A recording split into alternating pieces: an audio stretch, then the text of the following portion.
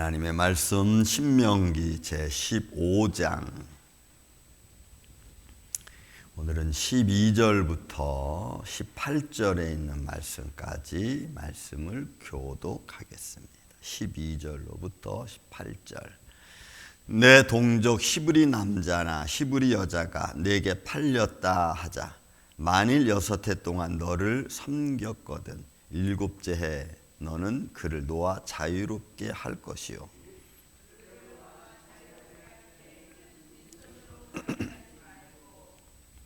내 양 무리 중에서와 타작마당에서와 포도주 틀에서 그에게 후히 줄지니 곧 내 하나님 여호와께서 내게 복을 주신 대로 그에게 줄지니라.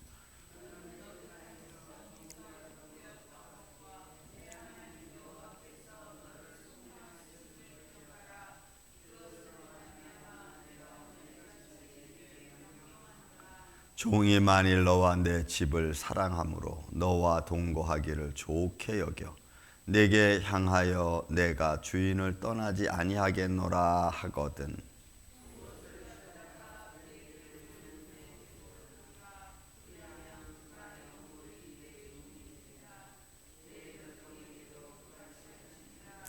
그가 6해 동안에 품꾼의 싹새 배나 받을 만큼 너를 섬겼은즉 너는 그를 놓아 자유하게 하기를 어렵게 여기지 말라. 그리하면 내 하나님 여호와께서 내 범사에 내게 복을 주시리라. 아멘. 자, 종을 대하는 삶, 법에 관한 겁니다. 여러분, 이런 성경적에서 나와 있는 종을 대하는, 사람을 대하는 이 모습은 인격 대 인격입니다. 정말 우리가 말씀을 가만히 보면 물론 그가 어떤 사회적인 룰을 통해서 어떤 사회적인 어떤 과정을 통해서 내 종이 되었던 주인과 인플로이 관계일 수도 있겠죠. 어떤 모습으로든지 내 안에 들어왔을 때 그를 어떻게 대할 거냐라고 하는 겁니다.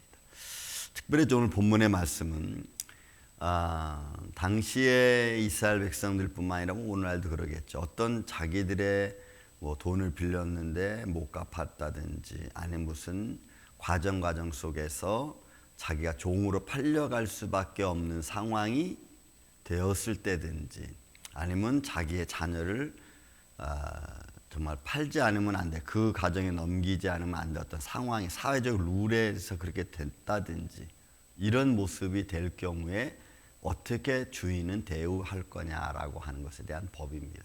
그러니까 이런 법들은 참 놀랍죠. 왜 하나님이 사람을 대하는 법에 대하여 우리에게 말씀을 준 거니까.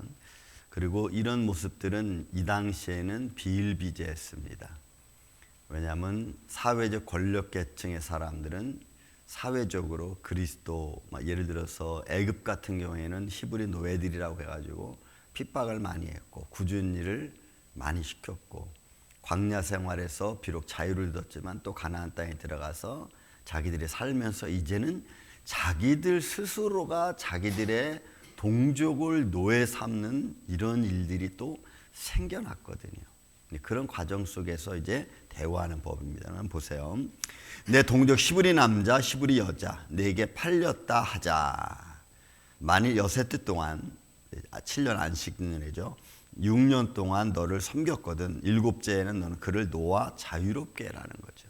왜? 6년 동안 그가 와서 그가 너에게 빚지고 너에게 수고한 것을 그가 열심히 다 갚았고 그 다음에 그를 통해서 또 너를 하나님이 축복해 주었지 않느냐. 그러므로 너는 그를 놓아주라는 겁니다. 그게 전제적인 거죠. 그리고 그를 놓아 자유롭게 할 때는 빈손으로 가게 하지 말라는 겁니다. 왜냐하면 너희 집에 들어와서 6년 동안 수고하고 애쓰고 힘썼는데 만약에 빈손으로 내보내면 그 사람은 오히려 종으로 있을 때보다 더 못한 상황이 될 수 있으니까 나갈 때에는 후히 주라는 거예요.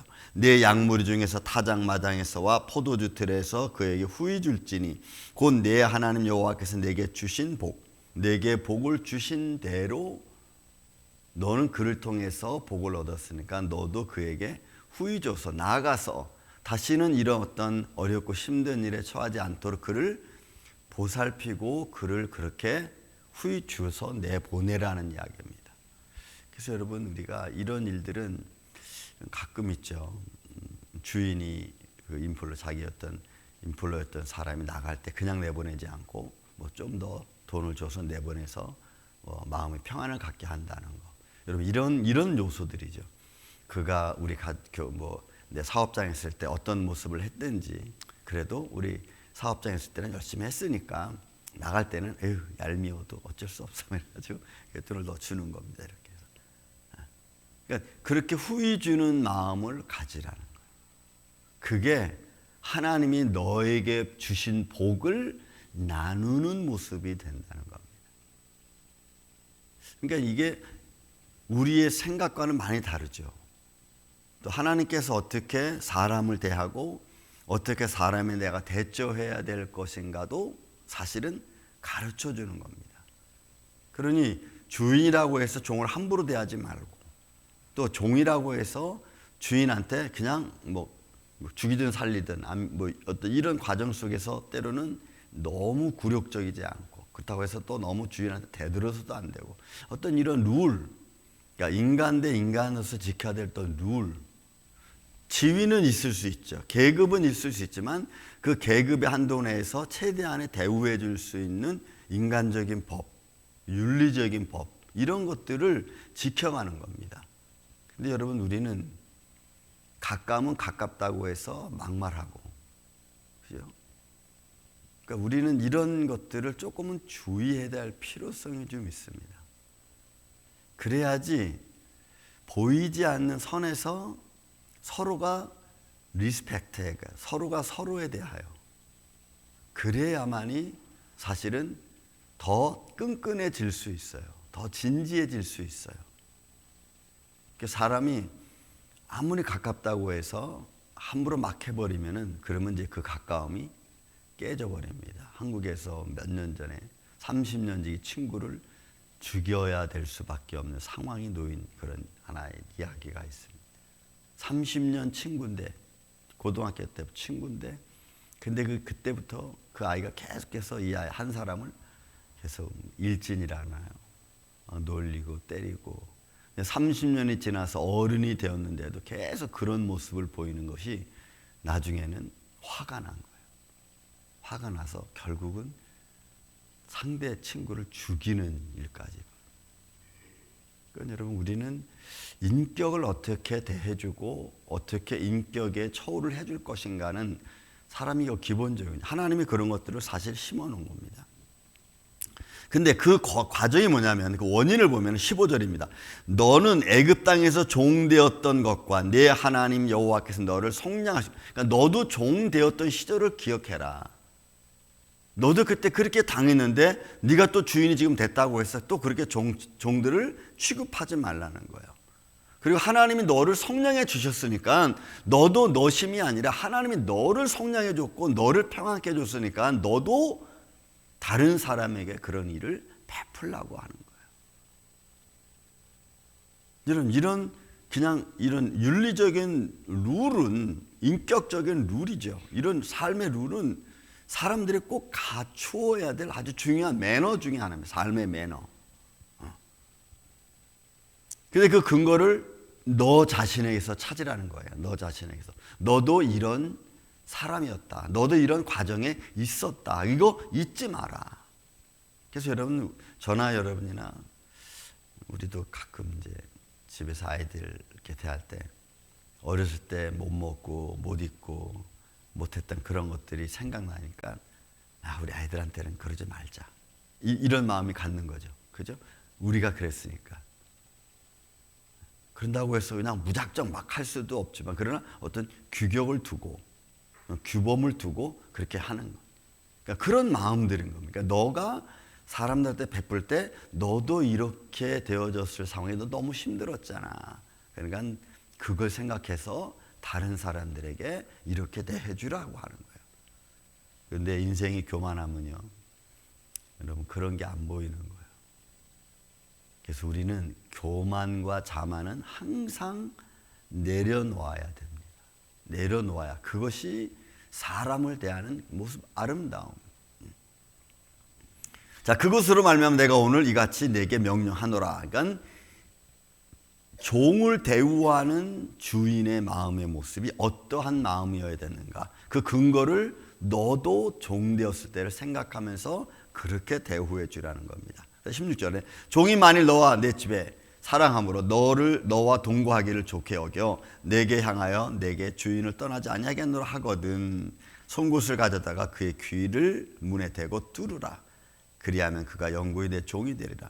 이런 건 출애굽기 21장에 나와 있는 이제 그 종과 주인과의 관계인데, 종이 주인 너무 잘해 주니까 나는 그냥 내가 나가 사는 것보다 내가 주인을 섬기겠습니다. 영구히 내가 죽을 때까지. 그러면 그거에 대한 법이 있어요. 그 법이 사람들 앞에서 그 종을 데려다가 문설주에다가 귀를 대고 귀걸이 만드는 겁니다. 여러분들 귀걸이는 무슨 의미라고요? 귀걸이 종의 의미예요. 종의 의미. 그래서 구멍을 뚫어서 나는 당신의 영원한 종입니다. 당신을 영원히 섬기겠습니다. 그리고 정성껏 받드는 거예요. 그때 주인도 그 종을 종으로서 인정함이지만 인격적으로 모독하는 그런 모습이 아닙니다. 서로 존중해 주는 거예요. 주인도 종을 존중해 주고 종도 주인을 존중하는 관계에서 이렇게 한 가정에 살아가는 거예요.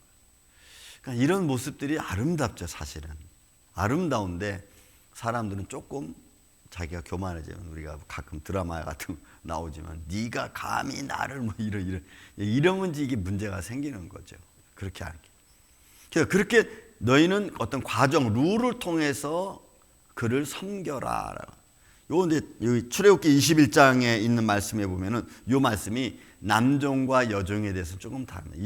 출애굽기 21장 5절에 보면 만약에 여종이 팔려왔다든지 할 때는 그 여종이 주인이 그 여인을 취하든지 아니면 그 여인이 너무 어려서 자기 아들에게 뭐 아내를 주든지 할 때는 이게 분위기가 또 달라져요. 그 종을 종으로 대우하지 말고 내 아들과 결혼하면 며느리, 딸과 같이 대하라 그러고, 내가 만약에 주인이 그 여종을 취하면은 그 여종은 그 주인으로 하여금 아내로서의 충분한 모든 자격을 다 갖추게 만드는 거예요. 그리고 그에 대한 의무가 주인에게 있어요. 여자의 종이 팔려올 때는 조금 달라. 그러니까 조금 더 여인에 대해서는 조금 더 적극적이고 조금 더 풍부하고 조금 더 위치적으로 이렇게 보호하는 면이 훨씬 더 많습니다. 그러니까 하나님의 법은 사람을 대하는 법이지 그 법으로 해서 사람을 멸망시키는 법이 아니고, 사람이 살 수 있도록 해주는 법이지 사람을 잡아서 힘들게 하는 법이 아니에요. 힘들어도 그 과정과 규격 안에서 서로가 서로에게 예절을 지켜가는, 그가 나빠서가 아니고. 그러니까 여러분, 우리는 이런 거죠. 저 사람이 나빠서가 아니고 저 사람의 삶의 환경이 이렇게 힘들어진 것을 내가 인정해주고 그 힘든 과정을 내가 강제로 끌어올리는 것도 아니고 스스로 막 높아지려는 것도 아니지만 그 상황을 인정해주고 그렇게 된 상황을 안타깝게 생각하고 그를 보호해 주라는 의미에서의 주인의 목적이에요. 이게 너무 세상과 다른 것을 우리가 볼 수가 있어요. 그래서 여러분, 우리가 영화에 보면 오스카 신들러라고 하는 독일의 그 사업가였죠. 여러분, 1939년 세계 2차 대전 때 그 유대인들이 학살당하는 그 독일이 폴란드로 침공에 들어가서 그 유대인들을 잡아 죽일 때 1,100명 정도를 이 오스카 쉰들러가 유대인 명부 영화가 만들었잖아요. 쉰들러 리스트라고 하네요. 자기의 전 재산을 다 들여서 빼냅니다.